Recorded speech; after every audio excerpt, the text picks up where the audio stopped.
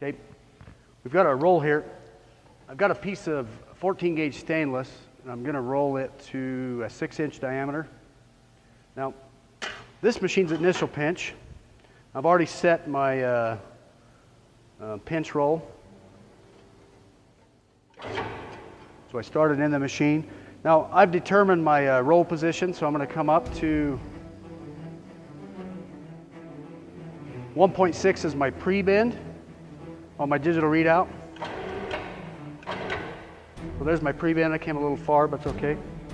Now I bring my back roll back down. I'm going to bring this back out. So there's our pre-bend.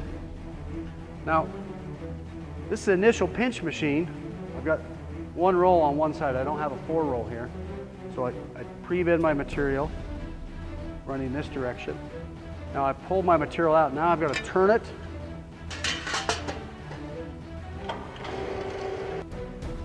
Okay, we flipped our material.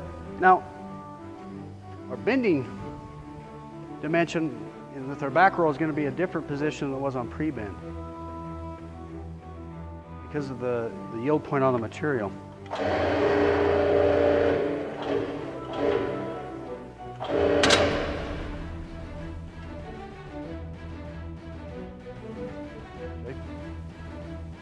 And then we drop our pinch roll.